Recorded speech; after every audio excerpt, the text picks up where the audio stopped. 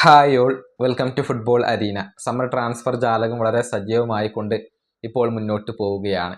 ചില ബ്രസീലിയൻ താരങ്ങളുമായി ബന്ധപ്പെട്ട കുറച്ച് അപ്ഡേറ്റുകൾ നമുക്കിപ്പോൾ ലഭിച്ചിട്ടുണ്ട്. അത് ഓരോന്നായിക്കൊണ്ട് പരിശോധിക്കാം. ഒന്നാമത്തെ താരം അത് ലൂയിസ് ഹെൻറിക്കെയാണ്.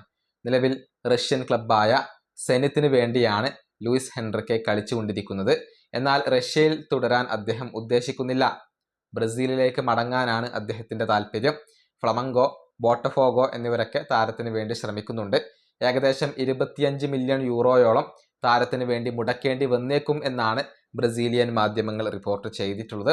ഇനി രണ്ടാമത്തെ താരം അത് ഡാനിലോ സാന്റോസ് ആണ്. ഈ താരത്തെ സ്വന്തമാക്കാൻ വേണ്ടിയുള്ള ശ്രമങ്ങൾ പാൽമിറാസ് നടത്തിയിരുന്നു, പക്ഷെ അത് ഫലം കാണാതെ പോയി. അതായത് ബ്രസീലിലെ ക്ലബ്ബുകൾക്ക് താരത്തെ കൈമാറാൻ ബോട്ടഫോഗോ ഇപ്പോൾ ഉദ്ദേശിക്കുന്നില്ല.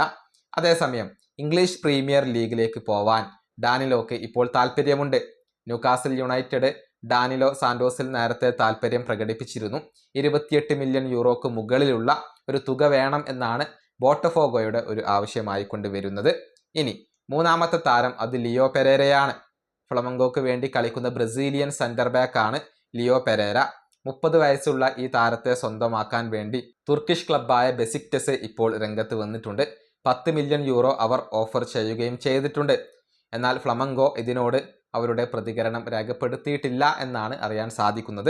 ഇനി നാലാമത്തെ താരം സൗസയാണ്. ബ്രസീലിൻ്റെ ഭാവി വാഗ്ദാനമായിക്കൊണ്ട് അറിയപ്പെടുന്ന താരമാണ് സൗസ. ലെഫ്റ്റ് ബാക്ക് പൊസിഷനിൽ കളിക്കുന്ന ഈ താരം മുൻപ് സാന്റോസിലായിരുന്നു ഉണ്ടായിരുന്നത്. അവിടെ നിന്ന് ടോട്ടൻഹാം ഇദ്ദേഹത്തെ സ്വന്തമാക്കിയിരുന്നു. ഇപ്പോഴത്തെ പോർച്ചുഗീസ് ക്ലബ്ബായ ബെൻഫിക്ക സൗസയെ സ്വന്തമാക്കാൻ വേണ്ടി രംഗത്ത് വന്നിട്ടുണ്ട്. 20 മില്യൺ യൂറോയുടെ ഒരു ഓഫർ ടോട്ടൻഹാമിന് അവർ നൽകുകയും ചെയ്തിട്ടുണ്ട്. ഈ വിൽപ്പന നടന്നു കഴിഞ്ഞാൽ സാന്റോസിനും അവിടെ മെച്ചമുണ്ട്. അതിൻ്റെ 10% അത് സാന്റോസിന് അവകാശപ്പെട്ടതായിരിക്കും. ഇങ്ങനെയാണ് ബ്രസീലിയൻ താരങ്ങളുമായി ബന്ധപ്പെട്ടുകൊണ്ട് നമുക്ക് പുതിയതായി കൊണ്ട് ലഭിച്ചിട്ടുള്ള അപ്ഡേറ്റുകൾ. ഈ വീഡിയോയുടെ അവസാനിപ്പിക്കുന്നു. അടുത്ത ടീമായി കൊണ്ടും കാണാം.